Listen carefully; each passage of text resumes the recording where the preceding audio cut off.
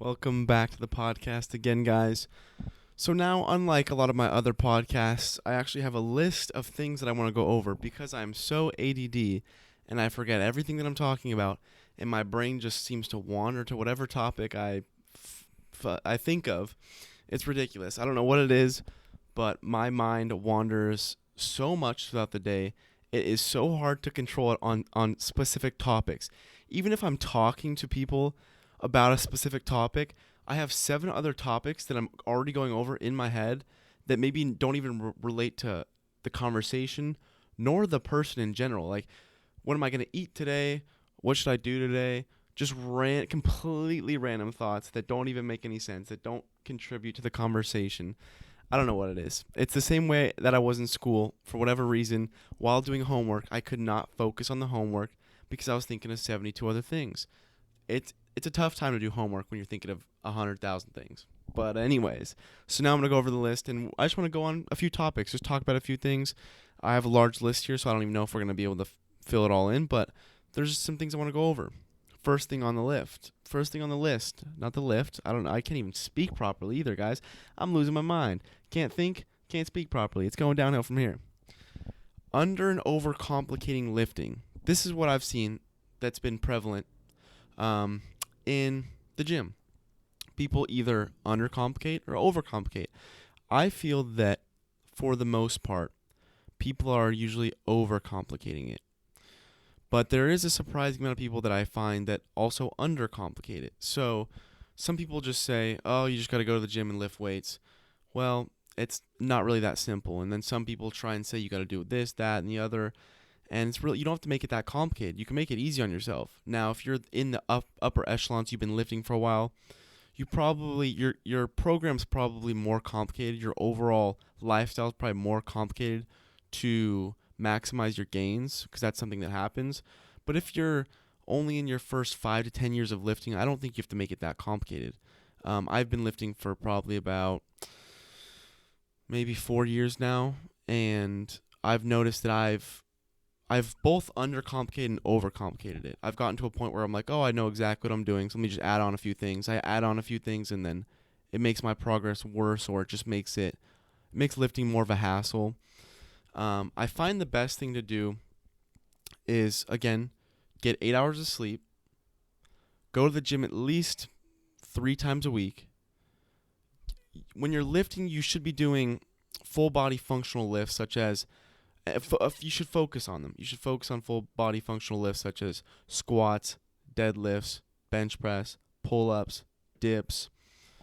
I talked about it recently, how I added in weighted pull-ups and weighted dips to my routine, and it's done wonders for my back, for my triceps, for my chest. Doing both dips and pull-ups with added weight has really done a lot for my physique and for my strength as well.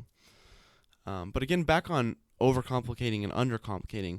The people that undercomplicate it, you have to understand you need to be eating a nutritious diet, something that's dense and good food. What I would surround my diet with is meat. You need a good meat source. You can eat vegetarian, but you're not going to be able to maximize your gains, and that's just the truth. I like to stick to red meat because I feel it's the most nutritious. If I could, I would eat liver. But again, I can't eat liver. For whatever reason, my stomach will not handle liver. But if you can eat liver, it's definitely one of the most nutritious sources of meat you can have. I personally just like ground beef, preferably grass-fed as well. I like to stick to about 90% lean, 10% fat, but you can play with it. I usually like to add a little bit of fat in because I think it's helpful, good fats. Back on the list, though, what the gym has done for me. For me, it's not only a physical thing. I feel like it's a mental thing. I almost think I might be even leaning towards it being even more mental than physical. Obviously, I've gotten strength from it. I've gotten a good physique from it. But mentally, it's built me into the person I am today. It's hardened me up. I've learned how to control myself, how to direct my passion, how to apply myself to something over continuous efforts and see results. And that's something that I think a lot of people would gain a lot of satisfaction from. When you put yourself to something and you put effort into stuff and you see results, it's the most satisfying thing ever. It feels so good to continue something and to continuously build something that I feel that I take pride in, and I really feel good about it. You know, my physique is something I take pride in. My looks are something I take pride in, and it's something that I work on daily. It's in my habits. My habitual practices are what lead me to be able to do these things, to lift and get a good physique. And again, my nutrition's on point.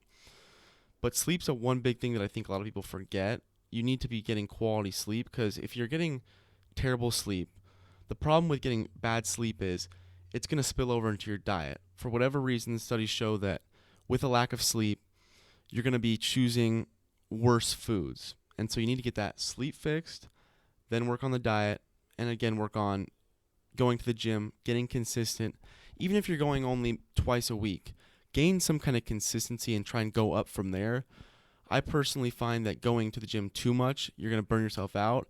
But going too little, you're not going to see the progress I would assume you'd want to see. I went to the gym for about 3 months or so, and I was lifting aimlessly, and I got little to no physique gains. I gained really no muscle, it seemed. I put on a little bit of weight, so I did gain a tiny bit of muscle, and I gained a little bit of strength, but it was nothing compared to once after those 2 months were up, and then I really started to get passionate about it. I started to get hungry for muscle. I was so excited to build muscle and get a better physique, and that's when I started to see real progress. You have to want what you need. You know, I don't even know if that doesn't even make sense. You have to want what you need. It doesn't make any sense.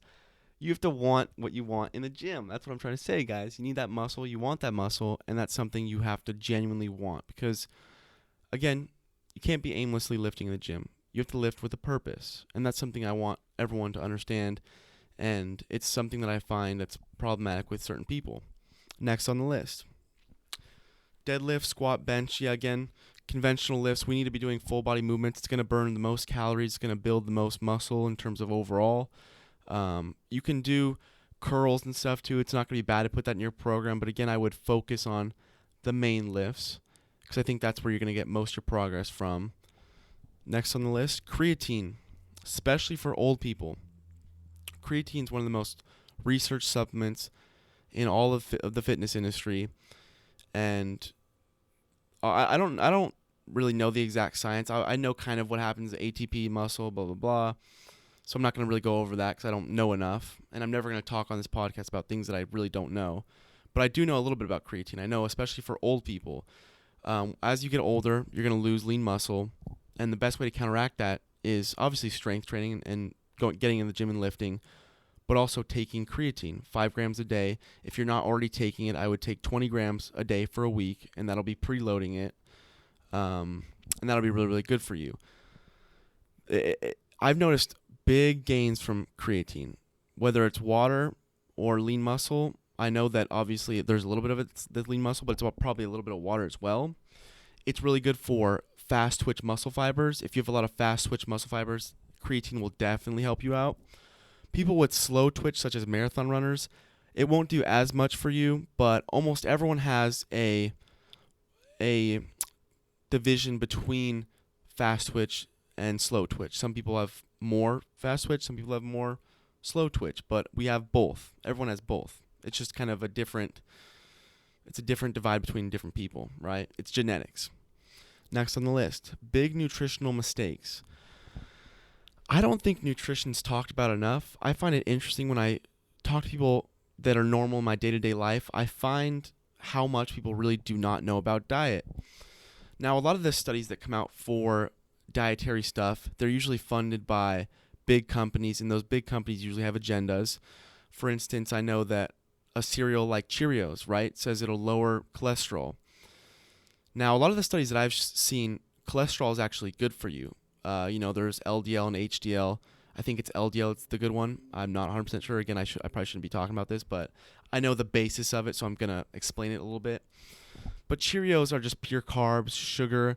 It's not good for cholesterol. You should maybe it'll be good for cholesterol, but it's not good for you in general. I don't think you should be eating many carbs during the morning unless you're going straight to lifting, because your insulin sensitivity, it's a lot higher in the morning. So if you eat carbs in the morning, it'll spike your insulin a lot more than if you had carbs later in the day. so I would try and stick to less carbs. I used to have oats in the morning, and I would notice I'd get a crash, and so I stopped eating oats, and it's made all the difference. I try and have a little bit of carbs in the morning just because I need to get extra calories in, but for the most part, I stick to mainly healthy fats and healthy proteins for most of my diet, especially in the morning.